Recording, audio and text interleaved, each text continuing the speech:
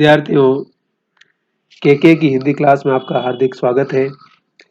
और UGC net Hindi की परीक्षा के लिए, बीए की परीक्षा के लिए, एमए की परीक्षा के लिए हिंदी के तमाम क्रमों को समझने के लिए आप हमारे चैनल पर आइए। लाइक करना है, सब्सक्राइब करना है, शेयर करना है, कमेंट करना है। प्रेमचंद के गोदान पर मैंने बहुत सारे वीडियो बनाकर डाल रखे हैं। आप अगर गोदान को समझना चाहते हैं, उसकी तमाम प्रवृत्तियों को, विशेषताओं को, पात्रों के बारे में जानना चाहते हैं, तो आप हमारे चैनल पर आ सकते हैं। कहानियों पर मैंने बहुत सारे वीडियो डाले हैं, वो भी आप देख सकते हैं। और अभी हम बात करेंगे हिंदी के महत्वपूर्ण रचनाकार सच्चिदानंद हीरानंद वात्स्यायन अज्ञे। उनका शॉर्ट नाम क्या है? अज्ञे। 1911 में उनका जन्म हुआ था। 1987 में उनकी मृत्यु हो जाती है। और क्रांतिकारी भी थे, भगत सिंह के साथ काम किया था, पत्रकार थे, अंग्रेजों के ज़माने की सेना में रहे थे, बाद में दूरदर्शन और तमाम तरह की नौकरियों में रहे, बौद्ध दर्शन से बहुत प्रभावित थे। उनकी जो कविता है असाध्य वीणा, बौद्ध दर्शन से प्रभावित है। उनका उपन्यास शेखर एक जीवनी आप जानते ही हैं। 1941 और 1943 में दोनों भाग आते हैं। तो अज्ञे पत्रकार भी थे, संपादक भी थे, यायावर भी थे। उनको हम यायावर कहते हैं और नागार्जुन को घुमक्कड़ कहते हैं। तो अज्ञे का जो व्यक्तित्व है बहुत ही विराट है। और शुरू में उस दौर में प्रगतिशील जो आंदोलन था पूरा, उस परंपरा ने अज्ञे को कई बार खारिज किया। उनकी रचनात्मकता पर बहुत सारे आरोप लगाए कि ये किसानों की, मजदूरों की बात नहीं करते हैं, ये तो जनता विरोधी साहित्यकार है, इनकी रचनाओं में जनता के बारे में कोई बातचीत नहीं है। लेकिन अज्ञे कहीं न कहीं उससे आगे मनुष्य के मनोविज्ञान की बात करते हैं, फ्राइड की दुनिया की बात करते हैं। तो ये मोटा-मोटी अज्ञे का एक व्यक्तित्व हो गया है। देखिए, किसी लेखक के व्यक्तित्व को समझना हमारे लिए बहुत ज़रूरी है। अज्ञे उपन्यासकार भी है, कहानीकार भी है, कवि भी है, संपादक भी है, यायावर भी है, आर्कियोलॉजिस्ट भी है, क्योंकि उनके पिताजी खुद आर्कियोलॉजिस्ट थे उस ज़माने के। तो अज्ञे को परिवेश मिला, संस्कृत भाषा भी जानते थे, अंग्रेजी, हिंदी, तमाम भाषाओं की ज्ञाता। लाहौर जब पाकिस्तान में चला गया, वहाँ भी पढ़ाई करने गए थे। मैंने कहा ना, भगत सिंह के साथ वहीं काम किया। फिर इधर चेन्नई, जिसको आजकल बोलते हैं, मद्रास उस समय था, तो मद्रास यूनिवर्सिटी में वो पढ़ने के लिए आए थे। तो काफ़ी समृद्ध परिवार के थे और काफ़ी बड़े दिल के इंसान थे। अपने ज़माने में तमाम लोगों की अपने तरीके से मदद की उन्होंने। और कितना विस्तार और कितना अच्छा सोच सकते हैं, अच्छा लिख सकते हैं, इस कार्य में अज्ञे अद्भुत और महत्वपूर्ण रचनाकार हैं। उनकी भाषा प्रेमचंद की भाषा से बहुत मायने में अलग इसीलिए है कि भाषा को लेकर के बहुत ही सजग रहते हैं वो। और भाषा की लय, ताल, उन सारी चीज़ों को, अरे जिनको भाषा का संगीत कह सकते हैं, प्रकृति का संगीत कह सकते हैं, वो सारी चीज़ें अज्ञे की कविता में, अज्ञे के लेखन में आपको नजर आती है। उनकी जो प्रसिद्ध कविता है कलगी बाजरे की, जिस पर हम अभी चर्चा करेंगे, वह उनके हरिघास पर क्षणभर जो संग्रह है उनका, जो 1949 में आया था, संग्रह में ये कविता शामिल है। और अज्ञे को प्रयोगवादी भी कहते हैं, राहों के अन्वेषी भी कहते हैं। तो अज्ञे की जो कविता है, उनका लेखन है, उसके बहुत सारे आयाम हैं। और अज्ञे इसलिए जो चली आ रही परंपरा थी, उसकी भाषा को लेकर के, तथ्य को लेकर के जो उनकी असहमतियां थी, उन तमाम चीजों को अपनी कविता में दर्ज करते नजर आते हैं। और इसलिए भी अज्ञे का बहुत महत्वपूर्ण स्थान है। और अभी ये कविता जहाँ से हम ले रहे हैं वो है सन्नाटे का छंद, जिसका संपादन अशोक वाजपेयी ने किया है। और ये वाग्देवी प्रकाशन से 1997 में इसको प्रकाशित की किताब हुई थी, उसमें अभी संग्रहित किया गया है। बाकी सबसे पहले कविता 1949 में उनके संग्रह में आई थी, है ना। तो अज्ञे को समझने के लिए उस दौर की राजनीति को भी समझना होगा, उनकी विचारधारा को भी समझना होगा, भाषा को लेकर के उनकी क्या सोच थी वो भी जानना होगा। और बड़े संकोची और बहुत सहज इंसान थे। तो उस लिहाज से भी अज्ञे को समझने की आवश्यकता है। और अज्ञे, मैंने कहा ना कि प्रगतिशील जो मूवमेंट था उससे बिल्कुल अलग थे, इसलिए भी और उसमें वामपंथ का बड़ा बोलचाल था, उसका बड़ा प्रभाव था। से भी अज्ञे को समझेंगे तो अज्ञे कहीं न कहीं वामपंथ या मार्क्सवाद की उस विचारधारा से अपनी असहमति दर्ज करते हैं। और लेखक की स्वतंत्रता और लेखक का अपना होना कितना महत्वपूर्ण होता है, उन सारी चीजों पर वो लगातार बात करते हैं। तो इसलिए भी अज्ञे का महत्वपूर्ण स्थान है और अज्ञे अपना महत्व रखते हैं। अब हम बातचीत करेंगे उनकी कविता कलगी बाजरे की। मैंने कहा ना कि अज्ञे बार बार भाषा में, जीवन में और तमाम चीजों में नए नए प्रयोग करने के आदी है और नए नए प्रयोग करते हुए नजर आते हैं। उन सारे प्रयोगों के माध्यम से वो कहीं ना कहीं अपने आप को एक विस्तृत और विशाल संसार में अभिव्यक्त कर रहे होते हैं और उनका ये अभिव्यक्त करने का तरीका, ये लहजा कहीं न कहीं एक महत्वपूर्ण भावबोध के साथ, एक महत्वपूर्ण अभिव्यक्ति के साथ हमारे सामने आता है। हरी पिछली घास दौलती कलगी छरहरी बाजरे की। बाजरा जानते ही आप, जिसकी खेती होती है और उसकी हरी हरी घास, उसके बारे में बता रहा है। दौलती वो घूमती रहती है किस प्रकार से, कलगी जो कलंगी जो होती है बाजरे की, किस प्रकार से जब हवा आती है तो कैसे डोलती है। और अब देखिए अज्ञे अपने प्रेम के बारे में, अपने तमाम चीजों के बारे में क्या बोलते हैं। मैंने कहा ना कि वो हमेशा नए प्रयोग करने की बात करते हैं। प्रेमचंद का यथार्थवाद और प्रेम और अज्ञे का प्रयोगवाद बहुत मायनों में बहुत भिन्न है, लेकिन दोनों ही लेखक के रूप में बड़े लेखक हैं और बड़े लेखक होने के जो आयाम है, जो पैमाने हैं, जैसे वो कहीं न कहीं पूरे करते हुए नजर आते हैं। तो इस लिहाज से भी उनका बहुत महत्वपूर्ण स्थान है। तो क्या कह रहा है कि अगर मैं तुमको ललाती सांझ के नभ की अकेली तारिका, ललाती यानी कि बहुत ही खूबसूरत जो सांझ है और उसमें जो तारा चमकता है, उस तारिका की तरह मैं तुमको अगर नहीं बोलता, तो अब नहीं कहता, अब तुमको मैं नहीं कहता हूँ। प्रेम होता है ना, जब शुरू शुरू में आप प्रेम में होते हैं तो बहुत सारी कल्पनाएं, बहुत सारी अलग अलग अभिव्यक्तियां होती है, लेकिन जैसे जैसे आप उसमें प्रौढ़ होते जाते हैं, जैसे जैसे आप उसमें अनुभवी होते जाते हैं, आपकी अनुभूतियां, आपके अनुभव बदलते चले जाते हैं। तो इसलिए नायक बोल रहा है कि अब मैं तुमको कुछ अलग कहता हूँ, इसका मतलब ये नहीं कि मेरे अंदर वो भाव नहीं है। या शरद के भोर की निहार निहाई कुई, या शरद ऋतु की जो भोर है उसकी निहार जो नहाई हुई जो कुई है, या टटकती टटकी कली चंपे की, या जो बुल की जो सुंदर जो कली है चंपे की वो नहीं कहती, वगैरह। उसको वगैरह कह रहा है कि ये सब चीजें तो बहुत नॉर्मल है मेरे लिए, तुम इतना इसको सीरियस क्यों ले। तो नहीं कारण कि मेरा हृदय उथला या कि सूना है। तो इसका मतलब ये मत समझना है कि मेरा हृदय बहुत उथल गया है या सूना है, मतलब मैं तुझे फील नहीं करता हूँ या तुम्हारे बारे में मेरे अंदर कोई कल्पना नहीं है, अनुभूतियां नहीं है, ऐसा बिल्कुल मत सोचना। मतलब मैं तुमको बाहर अगर कुछ जाहिर नहीं कर रहा हूँ, बार बार बोल नहीं रहा हूँ, तो इसका मतलब ये नहीं है कि मेरे अंदर तुम्हारे लिए कोई प्रेम नहीं है, कोई अनुभूति नहीं है, कोई एहसास नहीं है, ऐसा बिल्कुल मत सोचना तुम। या कि मेरा प्यार अब बेला हो चुका है, मतलब उसमें एक अजीब तरह का ठहराव आ चुका है, गंदगी आ चुकी है और मैं तुझे उस तरह से याद नहीं कर पा रहा हूँ, ऐसा बिल्कुल भी मत सोचना। बल्कि केवल यही, ये उपमान मेले हो गए हैं। बल्कि कारण क्या है कि जिन जिन जिन बातों से मैं तुम्हें पहले कहता था, मुझे लगता है कि अब उन बातों में कोई दम नहीं रहा, वो उपमान ही मेले हो चुके हैं। इसलिए मैं कुछ नए उपमान करना चाहता हूँ, कुछ नए तरीके से तुम्हें अपने प्रेम के एहसास और अनुभूतियों से जोड़ना चाहता हूँ। क्या कह रहा है कि ये उपमान मेले हो गए, मतलब जो तू चांद की तरह लगती है, तू तारों की तरह लगती है, तू फूल की तरह लगती है, ये सारी बात बोल करके मतलब मुझे कुछ वो अनुभूति एहसास नहीं हो रहा है। इसलिए मैं कुछ अलग तरह से अपनी बात तुम्हारे सामने कहना चाहता हूँ।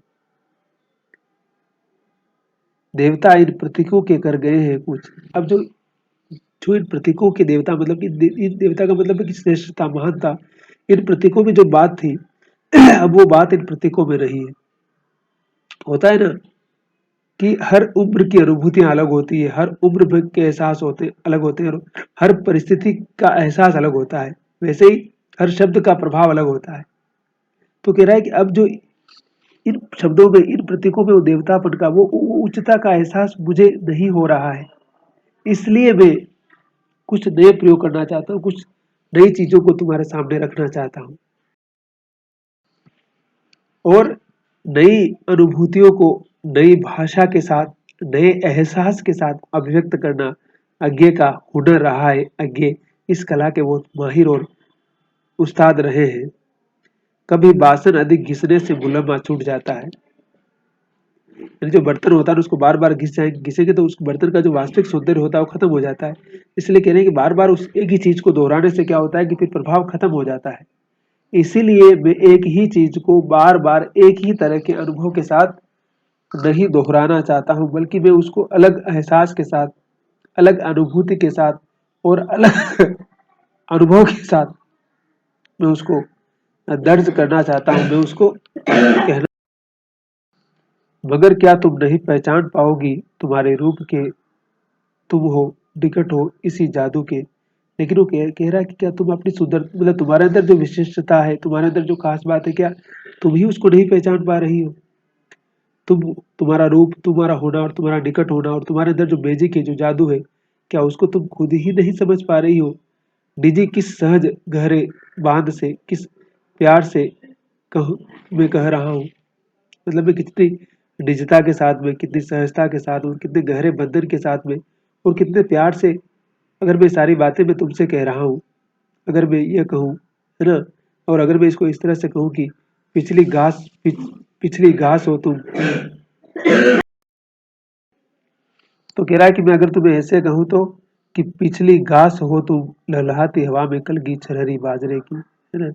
अब वो कहते हैं ना, उसको लोक के उपमानों के साथ जोड़ रहा है, जो जो एक कुलीन जो उपमान थे, जो कुकुरमुत्ता की बात कहते हैं ना, निराला गुलाब के माध्यम से कंपेयर करते हुए कि गुलाब तो अविभक्त वर्ग का है और कुकुरमुत्ता लोकल आम आदमी का है। उस मेहनत कश वर्ग का, के संघर्ष का, उसकी अनुभूतियों का प्रतीक है। इसीलिए वो कह रहे हैं कि तुम उस बाजरे से उसकी तुलना कर रहा है कि जो कलगी होती है ना बाजरे की, उसकी जो खूबसूरती है उसकी तरह तुम लगती हो। तुम उस तरह से लहलाती हो, और जो हवा में लहलाती है कितनी सुंदर लगती है, उसकी घास हो तुम, यानी उसको बिल्कुल उस तरह से, यानी कि नए प्रतीक और नए प्रयोगों के साथ अभिव्यक्त कर रहे हैं। आज हम शहरातियों को, मतलब हम जो शहर के लोग हैं, उनकी अलग ही सोच है, उनकी अलग ही विचार है, उनकी अनुभूतियां एकदम अलग तरह की है।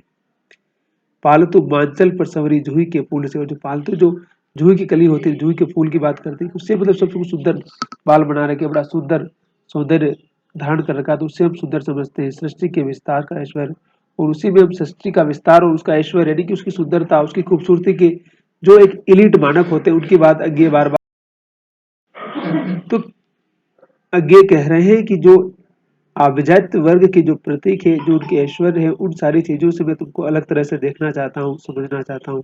का औदार्य, यानी कि जो चमक है उसकी, कहीं सच्चा कहीं प्यारा एक प्रतीक पिछली घास है। वो कह रहा है कि उससे अलग ये जो पिछली घास है ना, जो हमारे आज जो जमीन की जो घास है उससे तुलना कर रहा है, और कह रहा है कि उससे ज्यादा अच्छा प्रतीक वो है। भाई जो चली आ रही परंपरा में जो मानक होते हैं, उन मानकों से हट करके हम नए मानक जब खोज रहे होते हैं, तो जाहिर सी बात है कि परंपरा में विश्वास करने वाले लोगों को दिक्कत होती है। तो अज्ञे कहीं ना कहीं उसी तरह से उस ट्रेडिशन से भिन्न एक नई ट्रेडिशन के अंदर उन सारी अनुभूतियों को देखते हुए नजर आते हैं। या शरद के सांझ के सूने गगन की, या शरद ऋतु की जो सांझ है और जो सूना आसमान है, पीठिका पर दौलती कलगी अकेली बाजरे की, या फिर उससे कह रहा है कि मतलब अगर तुम घास हो, या फिर वो शरद ऋतु की जो कलगी है, जो कलगी है बाजरे की, और जो हवा में किस प्रकार से घूम रही है, डोल रही है, और उसकी जो सुंदरता है, उसका जो ऐश्वर्य है, मैं उसकी तरह तुम्हें देखना चाहता हूँ, या उसके सौंदर्य से मैं तुम्हारे सौंदर्य या तुम्हारी अनुभूतियों से वहां तुमको कनेक्ट करना चाहता हूँ मैं। और सचमुच इन्हें जब जब देखता हूँ, और कहता है कि मैं सच में जब जब इन्हें देखता हूँ ना, ये खुला विरान संस्कृति का घना हो सिमट आता है। और जैसे मैं देखने लगता हूँ, ये सारा जो विराट संसार है वो संस्कृति, यानी कि जो नया सृजन करने की बात होती है, नया रचना, नया कुछ सृजित करने की क्षमता, जो कह रहे हैं कि मेरे अंदर की जो सृजनात्मक क्षमता है वो और भी विस्तृत हो जाती है।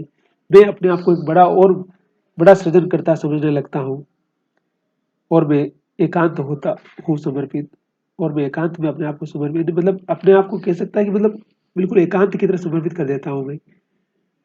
शब्द जादू है मगर क्या समर्पण कुछ नहीं है। अब वो कह रहे, क्या कह रही है आदि कविता में सारी बातें यहाँ कह रही है। शब्द यानी कि मतलब शब्द जादू कैसे है कि किसी के बारे में अच्छे से शब्द बोलना, बड़ी बड़ी उसके बारे में बातें करना, ठीक है, ये शब्द का जादू, मतलब उस शब्दों के माध्यम से उसे मोहित करना, प्रभावित करना।